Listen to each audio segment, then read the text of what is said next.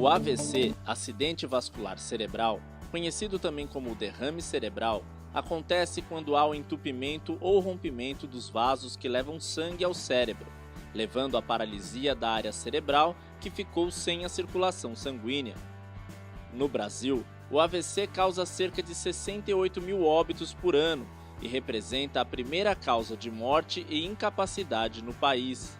No mundo, já são 16 milhões de ocorrências de AVC por ano, que geram 6 milhões de mortes e 5 milhões de casos de incapacidade, especialmente de espasticidade, que se caracteriza pelo aumento anormal ou hiperatividade no tônus muscular. Existem dois tipos de AVC, o AVC isquêmico, que é o entupimento dos vasos que levam sangue ao cérebro, e o AVC hemorrágico, que se dá pelo rompimento dos vasos, provocando sangramento no cérebro. Ischemic strokes are caused when blood vessels become obstructed, choking off the brain's oxygen supply. Ischemic strokes account for more than 80% of all strokes.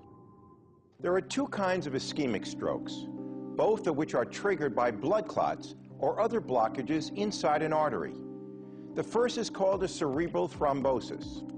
A cerebral thrombosis occurs when a blood clot known as a thrombus develops in a cerebral artery located in the brain. These clots usually happen in blood vessels that have been damaged by atherosclerosis, a condition in which plaque and fatty deposits build up on artery walls.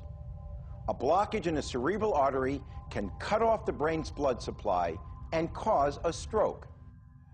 A cerebral thrombosis is the most common type of stroke. It typically occurs in older people with a history of high cholesterol. The second kind of ischemic stroke is called an embolic stroke. Embolic strokes are caused by an embolus, or a blood clot that develops in one part of the body, but then breaks off, travels through the bloodstream, and becomes lodged in a smaller artery in the brain. Embolic strokes typically affect people with heart disease or those who have had heart surgery. The second type of stroke is known as a hemorrhagic stroke. Unlike ischemic strokes that block blood flow to the brain, hemorrhagic strokes are caused when a blood vessel ruptures and spills blood into the brain. There are two kinds of hemorrhagic strokes. The first is called a subarachnoid hemorrhage. A subarachnoid hemorrhage occurs due to the rupture of an aneurysm, which is an abnormal bulge on a blood vessel wall, typically at the base of the brain.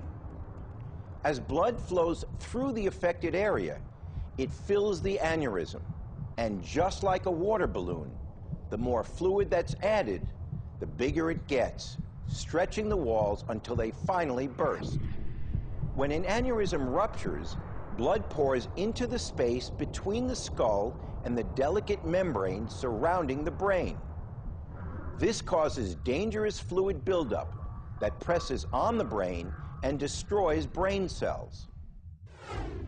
An intracerebral hemorrhage is the second kind of hemorrhagic stroke. Intracerebral hemorrhages occur when a blood vessel, sometimes as thin as a human hair, ruptures deep inside the brain. When this happens, blood spills into the brain and clots. This blood clot may be as small as a thumbnail or as large as an orange, and it creates dangerous pressure on the brain. Intracerebral hemorrhages are often the result of high blood pressure. A característica que mais chama a atenção nos sintomas de um derrame é que eles aparecem de repente e de um único lado do corpo. Fique atento se os seguintes sinais aparecerem. Na face, a boca pode ter desvio para um dos lados. A pálpebra superior pode estar caída e a pessoa pode perder a sensibilidade em um dos lados do corpo. Dificuldades de falar, fala pastosa como a dos bêbados, e dificuldade para entender o que as pessoas falam, também podem ser indícios de derrame cerebral. Outros sintomas comuns são perda de força e de coordenação motora, ou perda de sensibilidade e formigamento sempre em um mesmo lado do corpo. Incapacidade de reconhecer pessoas e lugares, ou dificuldades de lembrar acontecimentos recentes. Dificuldades também em raciocínios intelectuais, que antes eram feitos com toda facilidade. Estranheza em ambientes familiares e até perda de memória. Atenção! Se houver suspeita de AVC, o ideal é levar a pessoa para o hospital no mesmo minuto, sem esperar pela ambulância. Derrames cerebrais são emergências médicas e qualquer minuto pode fazer diferença nas possíveis sequelas. Sempre que falamos em reabilitação, neuroreabilitação, ela deve acontecer o mais precoce possível. Isso quer dizer, tão logo o paciente tenha condições de participar de um programa de reabilitação física, digamos assim, e também de fonoaudiológica, de linguagem.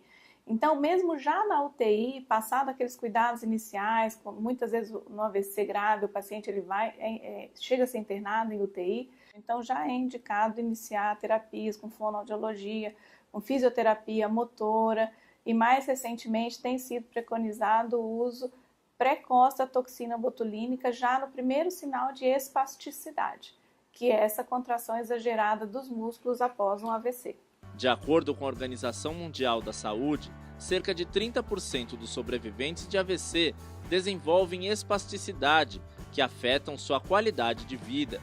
A reabilitação do paciente de AVC é de extrema importância para a recuperação e que poderá contar com recursos terapêuticos para auxiliar na recuperação das áreas afetadas. Bom, nós temos a fisioterapia motora, ou cinesioterapia, que é onde o fisioterapeuta trabalha muito de perto com esse paciente, tentando alongar essa musculatura que está enfraquecida, que está espástica, também fortalecer outros grupos musculares, a fim de tentar devolver ao máximo a função a esse paciente.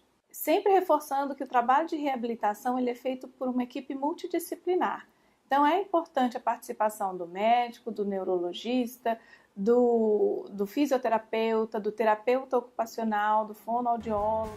Atualmente no Brasil, os tratamentos de reabilitação para os pacientes que tiveram sequelas por consequência do AVC são medicamentos, fisioterapia, uso de toxina botulínica.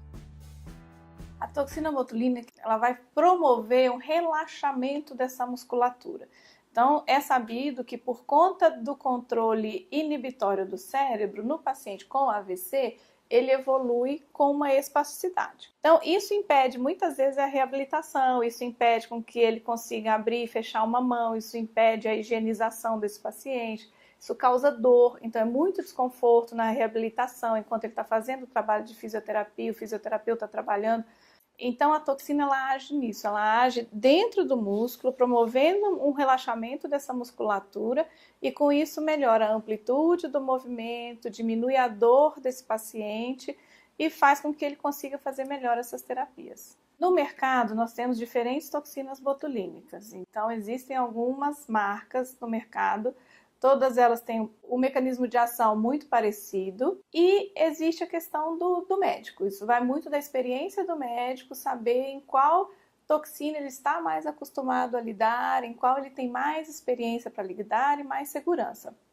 Mas, de forma geral, as toxinas são medicações de boa eficácia, de boa segurança e boa tolerabilidade para o paciente, com efeitos colaterais mínimos.